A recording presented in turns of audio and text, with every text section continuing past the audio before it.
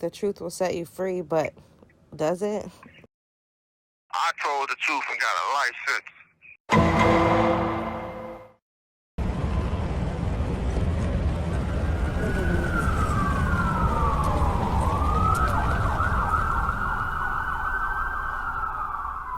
On April 15, 1998, South Minneapolis was shattered by the discovery of an elderly woman murdered in her apartment.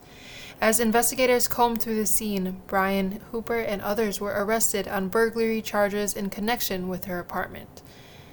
The arrest provided a way for prosecutors to convince Minnesota that Brian Hooper was a murderer. So, who is Brian Hooper? Man, I had a beautiful childhood. I never was hungry. I never was raggedy. I went on trips. I mean, I had a pretty good childhood. I can't complain. He was a very loving child. We stayed living in the projects in Chicago. And we used to go to camp. I used to take them to camp. We used to go to camp every summer. I used to sit in the hallway with them and read to them, you know. He always protect the women in the family. I always been there for the women that was in my life or that was in my vicinity. I don't believe in hurting women. You know what I'm saying? That's why I just don't believe in hurting women. That's just something I'm not in agreement with. I understand everybody getting in fights, but I'm not the violent type when it comes towards a woman. I'm not that person. Yeah. Me and your mama, we had our disagreements, but I would never put my hands on her. None of that. I met Brian in 1989. We was both teenagers.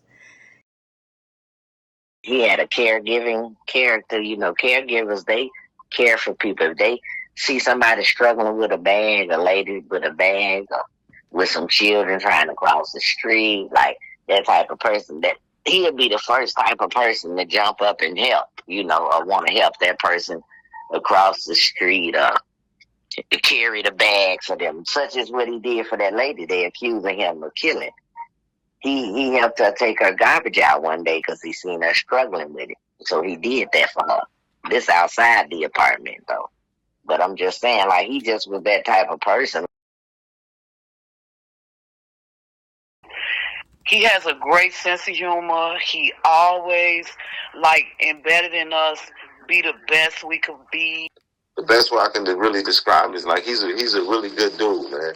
He's a really good dude. He's a genuine dude, and he's quiet. He doesn't really talk to very many people, and when he does, he makes his words count. And bro, intelligent as hell, intelligent, smart, compassionate, giving. You know what I'm saying? Thoughtful. I mean, bro, a good dude, man. Knowledgeable. That means I learned a lot from him. But he was into fashion, so, because I remember him right before, because he was at my house, he was going to school for fashion. You know, he has an eye for fashion, like tell you how, you know, just encourage you on the best way to dress. I've always been drawn to fashion. I tailored my first pair of pants when I was about, I think I was about 10 years old on my mama's sewing machine. I just started, because I never liked the bell bottoms. I used to always make my bell bottoms straight.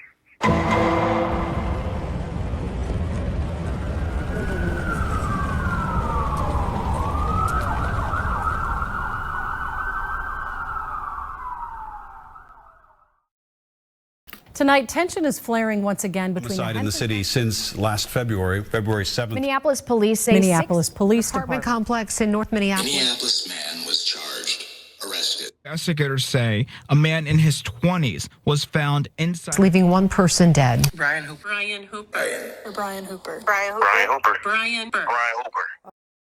Arrested.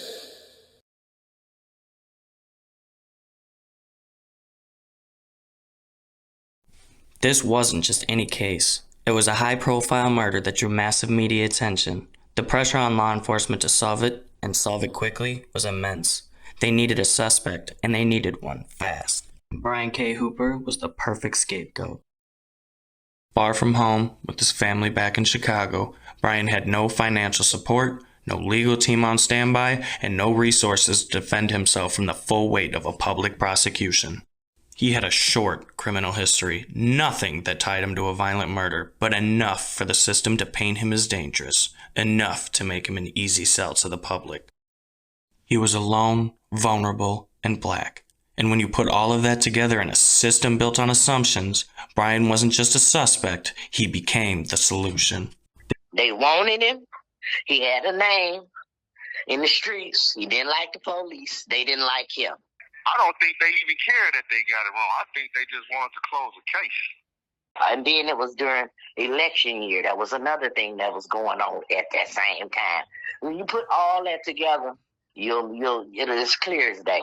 They just wanted to close the case. It was the election year, and it was a high-profile case, so they grabbed hold of whatever sounded good. They didn't follow the truth. They followed the pressure. In a high-profile case clouded by media pressure and public demand for justice, one voice helped shape the tragic miscarriage of it. Chalaka Lewis, the state's key witness against Brian K. Hooper Sr., was not only central to the case. She was coached, coerced, and intimidated into telling a version of events that simply doesn't add up.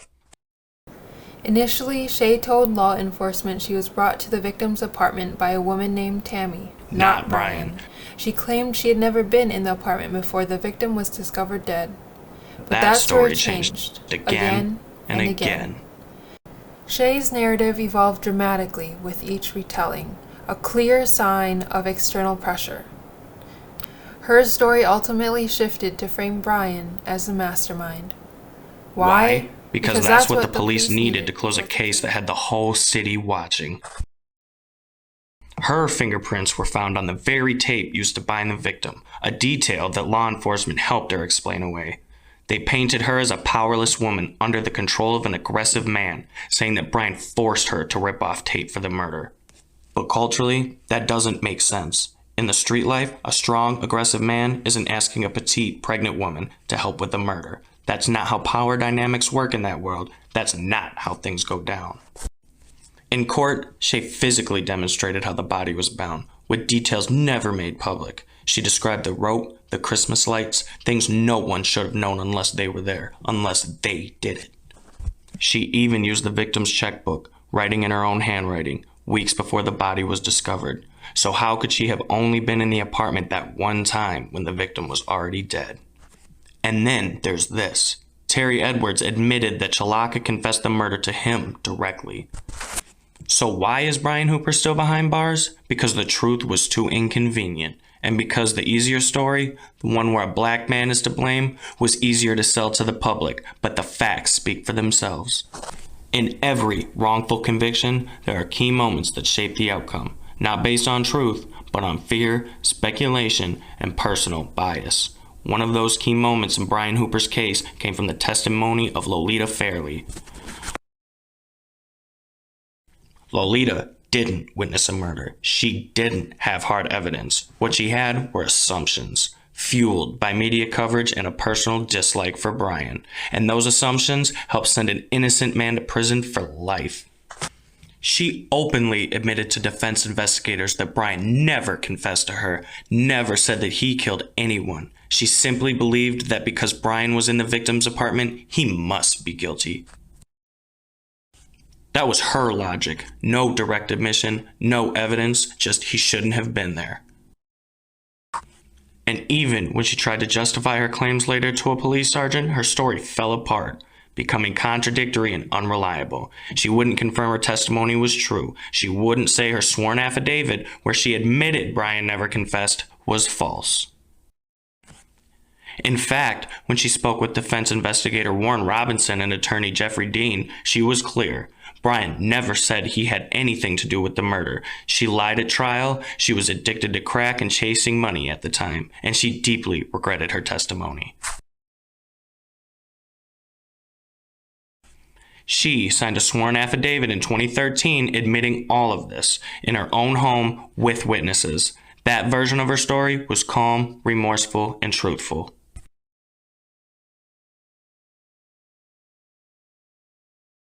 When the police came calling years later, asking if she lied under oath in a first-degree murder case, of course she was scared. Of course she tried to rationalize, but she couldn't stick to her story because it wasn't the truth.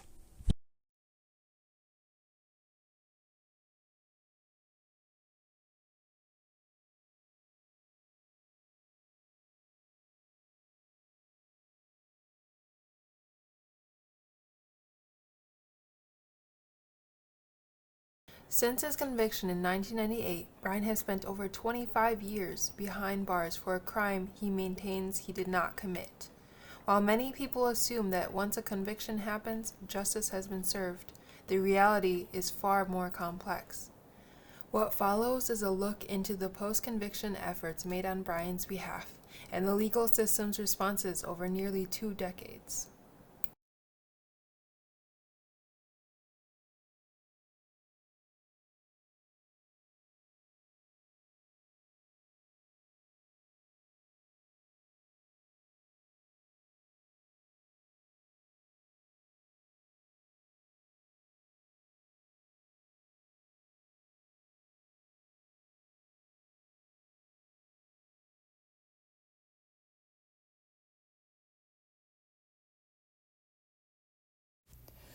Courts applied the Larison test, requiring proof that a witness lied, that the false testimony was critical to the verdict, and that the defense didn't know it was fake at the time. Each recantation fell short in the eyes of the court, either because it wasn't believable, wasn't timely, or didn't outweigh the remaining evidence. Minnesota law has strict rules. The Knafa rule blocks any claim that could have been raised earlier, and a statute limits post-conviction filings to within 2 years, with very narrow exceptions. The courts applied these rules aggressively to dismiss Brian's third and fourth petitions.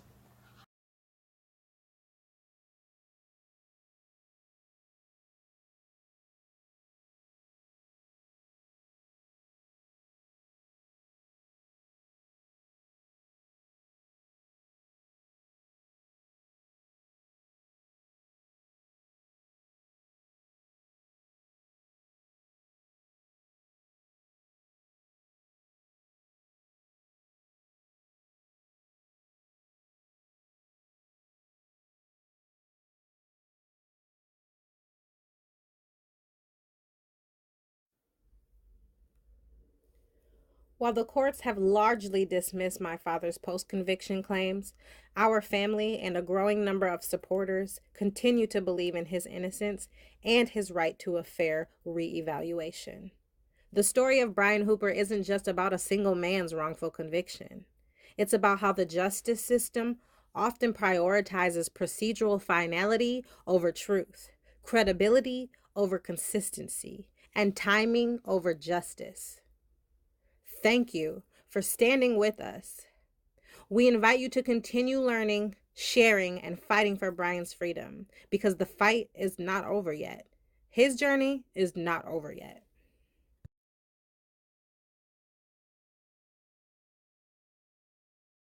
First of all, we're talking about a young adult, we'll just say that, and you're talking about a frail old woman.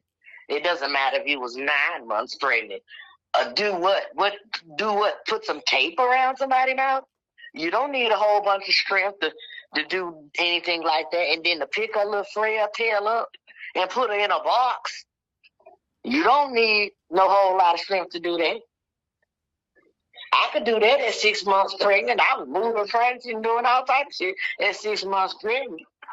So I know I could tape up a box. And I know I could put some tape around somebody's face and their hand. The lady was frail and old, and she was an alcoholic herself. So how much strength do you think it takes? 6 months pregnant. So she could have been 9 months pregnant. What that mean? Shit, you're okay. And she a young adult. She wasn't old. She was a young adult. She was maybe I give her 30, if that. Shit, she could have did it. She could have did that, Bree. Trust me. 6 months pregnant. They don't mean nothing. You barely pregnant. They ain't nothing. Shit, you got 3 more months to go for you to have the baby. You out your first trimester. So this is the second trimester. Child, please. She could have definitely did it, honey. Damn near a mosquito could have damn near did that. I mean, and shit, if we looking at the picture, if we looking at the same picture, honey, yeah, almost anybody could have did that, Bree. As far as the physicalities go, being physically possible. My other question was,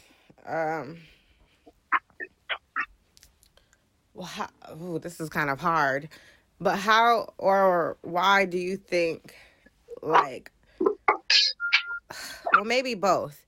Why do you think my daddy got involved with drugs? Like, what was he, I guess, trying to suppress, if that's what you want to say? I wouldn't know that because when I met him, although I wasn't aware, he was already involved in drugs. I just wasn't aware of it. When all I knew was that he smoked weed. How I found out was that he would sometimes like stay out late or disappear type shit, do them types, and I'd be asking Bert like, what is going on? Why you stay out later? Why you don't? Because we was all friends, we was all close, we all stayed together. And so he was like, at first acting like he didn't know. I don't know. Then eventually he said, because he on crack or whatever. I'm like, what's that? He like, it's this little white thing, and told me the whole little spiel down. I was like, wow.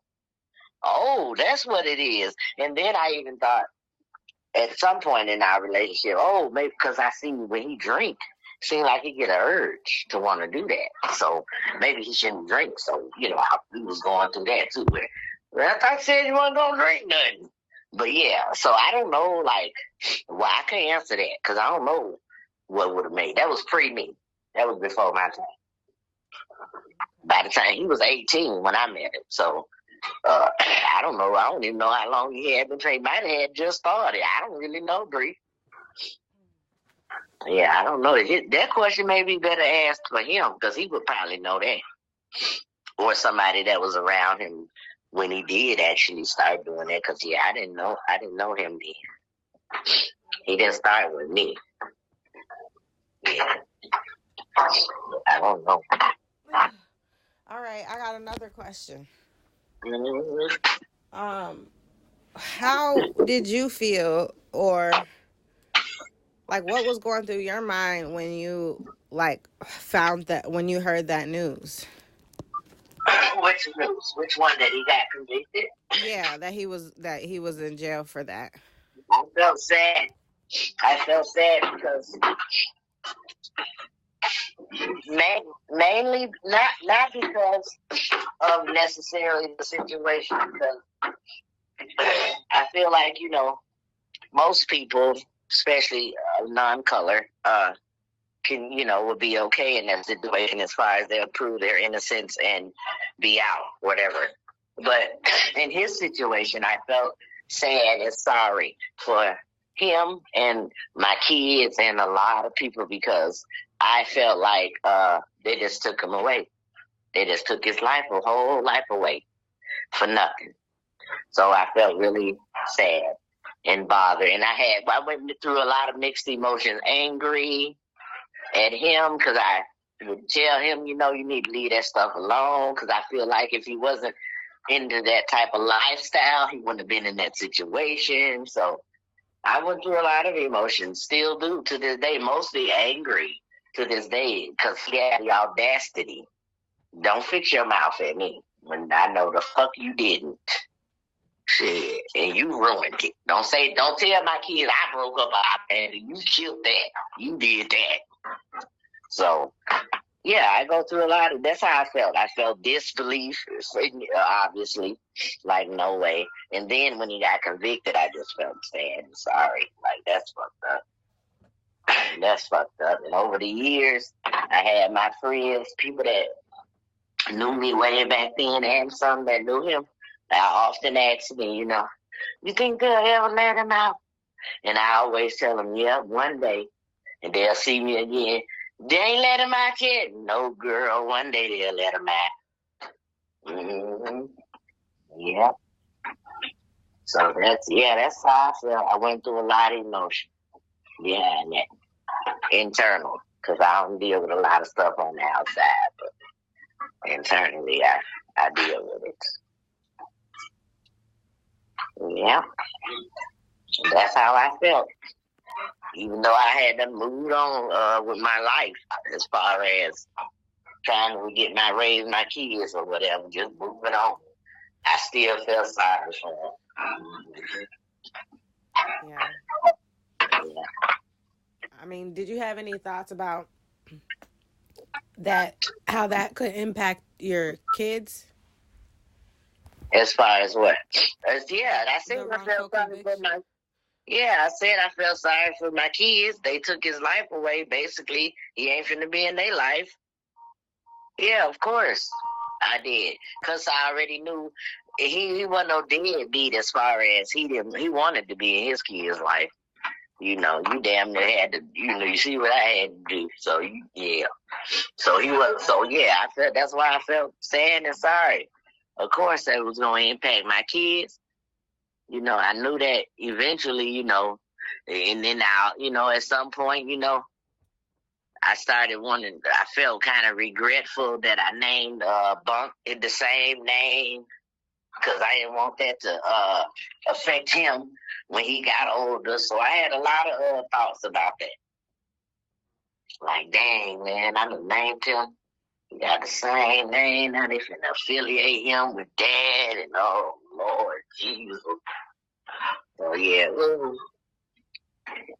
I felt like anybody involved I felt was gonna be affected, Bree. Of course, that's only natural, That's even if he had committed that crime, I still would have felt the same, probably the same emotions. Like, that's fucked up, that's sad, Poor kids, they ain't gonna have no daddy because he's gonna be locked up. They ain't running nobody free in here 2 days. Yeah. All that. I guess, let me try to rephrase. I guess, how did you think the impacts of that would show up in your kid's life? Well, I just gave you an example about Bunk in the name. And another example is I'm a girl, and I know girls need their daddies in their life. That's their protector. That's their mentor. They need their daddies in their life. So I felt that, that was going to be a rough road. I don't know how that was going to work. You know how. It was just how I felt like. We got to face it, And this how it's going to be faced, since I'm the sole custody person that's got the physical custody. That means I got to be the ones to make the decisions, right or wrong, good or bad, because this shit don't come with no book. So I decided I got to get away from him for my kids. I decided what's best for my kids once he was in the situation he is. I'm still trying to think what's best for my kids as far as coming up, because I didn't want too much outside influence to mold them or to shape them into whoever they was going to be. I didn't want that. I wanted if they did turn out bad or whatever, I wanted that to fall on me, not because I had Tom, Dick, and Harry around, or because I stayed with their daddy that was a daddy. I wasn't that type of person. So like nothing would have deterred me from that. So, but yeah, I felt sorry and sad, but I also try to look at, try to find the light in the tunnel. I still, knew I had to do what I gotta do what I gotta do. It's gonna be rough. Yeah, it's gonna be rough, but we just gotta do it. So that's the attitude I took on, and then anybody I dealt with, I let them know, hey, this is my kid's daddy. He in prison for something he didn't do. He may call me from time to time. He might want to talk. I talk to him. So, but yeah, I can't foresee the future. I couldn't foresee the future. So I couldn't say, well, this and this and this is going to impact their lives. But I just can say in generally from what my experience and what I know, I could see that would impact their lives. And I hope that it doesn't do it to a point where it's detrimental to their health, Mm-hmm. So I just felt like I was mentally grounded enough to be able to raise my kids without their dad. Shit, like I did, basically. So yeah, that's how I felt. I was, I always be optimistic, even in the worst. Even in the worst of the time, I try to have some optimism. That's just who I am. So it stung me. Yeah, it stung me, but it ain't keep me down. I always felt like, though, one day he'll get out. Never knew when. Never had that type of thought, but I always felt like one day he'll be able to get out here again. And I always too did feel like this too, still do. God will put you in a position where you can hear him if you ain't listening while he's trying to talk to you out here or wherever, and you ain't getting it. You'll be in a position for you know it. You ain't got no choice but to hear something. So I felt like that too, because of the lifestyle he led, I felt like he was going to be dead or in prison. And that's where he is, in prison. I'm glad he didn't die. Mm-hmm. Yeah, that's what that was.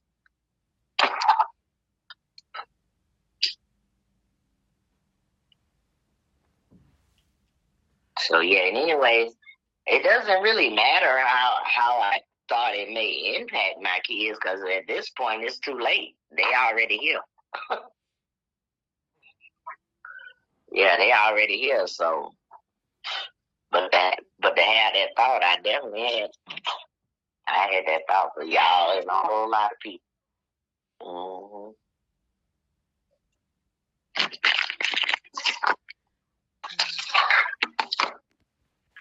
Yep, so. Anyway, did you put that little voicemail on there? Yeah, that little thing I recorded? Not yet. Or did we put it on there yet? I think so, actually. Oh, okay. Mm-hmm. Well, where y'all gonna play it at? Well, I was considering trying to get it into this local theater. It's where they play all the activists and Black and local videos. It's over north. It's called the Capri. I don't know if you heard of it. Yeah. And anyways, yeah, they do a lot of stuff like that. So I was thinking maybe I should try to get it in the Capri, because a lot of people come to those events. They be packed out. Yeah, they do. Mm-hmm. Oh, okay. Now I was just wondering. Yeah, I wanted it, for Tuesday, but it's so much more stuff I want to add to make it right that I think it might be either like a short version could play on Tuesday, or it just might, not be played on Tuesday. Oh, okay. Mm-hmm.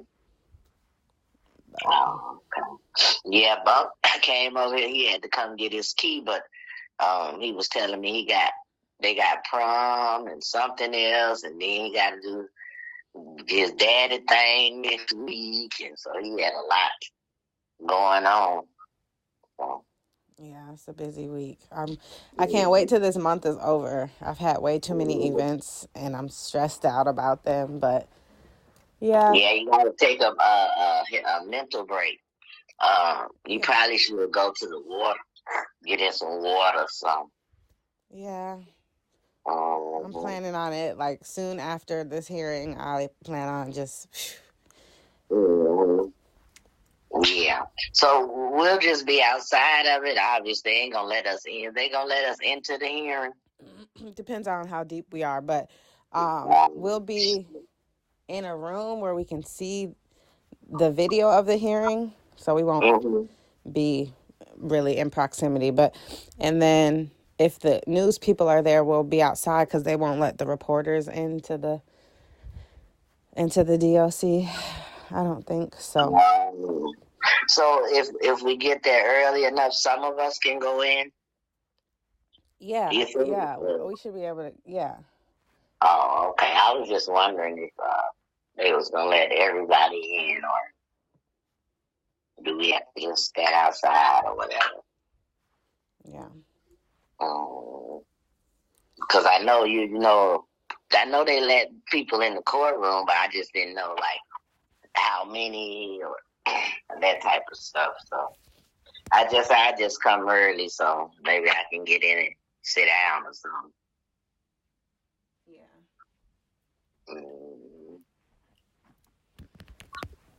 Yeah.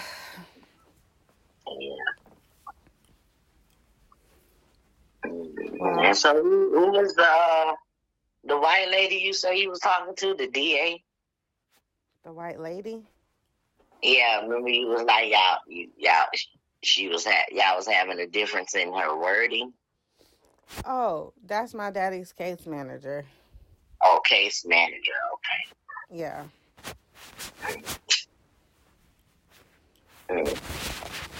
And you was trying to school all the wording.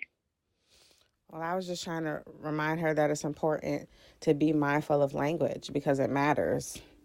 Oh, yeah, it does.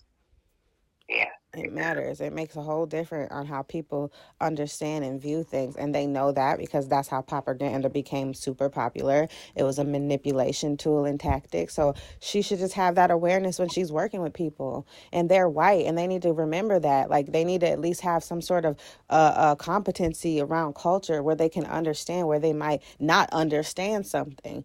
And that's what I was trying to tell her. Like, and then I told her, like, is all of y'all white? Because she was like, I reviewed it and my team reviewed it and we didn't see no problem with it type energy. And I said, because all of you guys are white and slow, and how are you guys are you actively working on your biases, or are you just walking around acting white? So, anyways, yeah. I mean, I ain't say it all like that, but yeah. Yeah, that's funny. You should say that because we have to take a CEU, a continuing education on cultural biases and how to deal with people culturally. Like we have to do that every so often. And I still don't feel like them classes be doing anything because they don't get down to the nitty gritty. Tell the truth about how biases be impacting people's lives. They might not, but they definitely opening up the can. That's a plus, if you will. They opening up the can because that's what you got to do. You got to you got to let people hear it. People are stupid. I hate them classes. Yeah, I do too, but I have to take them. We do them online, but still. Mhm. You did yours this week? Last week I think I did mine on cultural differences and how to deal with people culturally. Mhm. Yeah. Mhm. So yeah, it is. There is a thing where they are completely unaware, and like you said, if you're unaware, practice. Shit. Make sure you're in the know. Shit, ask questions. Go to your brown peer and ask them. Shit. Get advice from them. Don't just, like you said, don't just walk around acting white. Because you see, that's the issue. Shit. Yeah. Well, hopefully she didn't get mad at him because of that y'all conversation. And if she did, that just proves my point. Yeah, I know. That just proves my point. And that's wild because people swear for God they doing something in these positions where they literally impact people's lives and are stupid. That's what I was saying about Jeff Dean. That's why he got that nasty grab from me. Because what? You don't watch your fucking kids go to preschool, elementary, high school, graduate, college, and you ain't did shit for this man. You know this man innocent. Yeah. And I think it was Bunk that was like, well, he did what no, he didn't do shit. He ain't do shit. He ain't have enough spunk for me. He ain't put enough bass in his voice for me. Shit. He was acting incompetent and going on with his life like it was just an everyday thing. That's why I don't fuck with him. Period. That's exactly why I don't like him. What?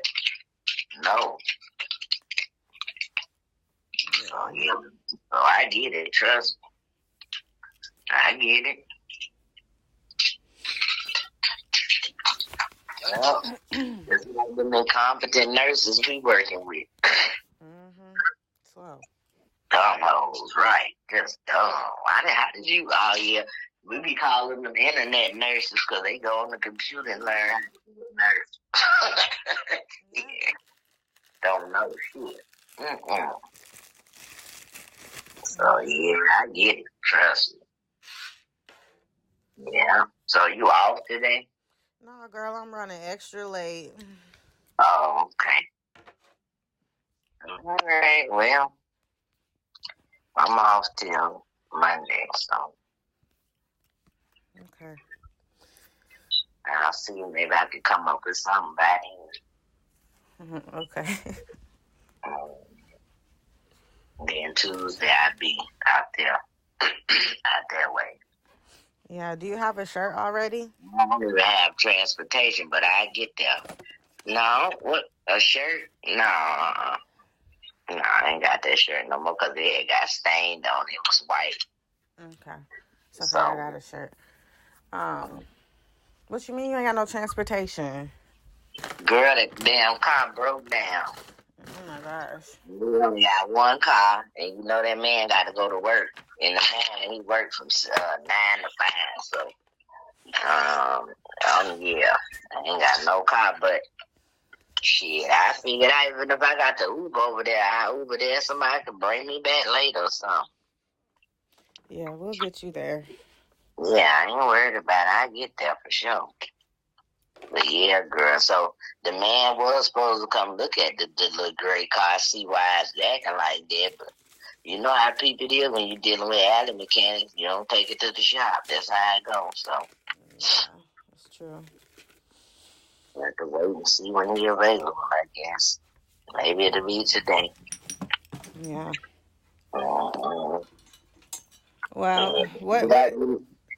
Did I tell you Lexi them had asked about you? Oh. Val and them too. No. And Will. Mm-hmm. How they doing? I don't know why he said remember that same story. What story? Oh, no, that ain't Will. That was him asking about Cammy. I done mixed you up with Will. They were doing all right. Granddaddy was real happy that I got him some time. I got him 2 times.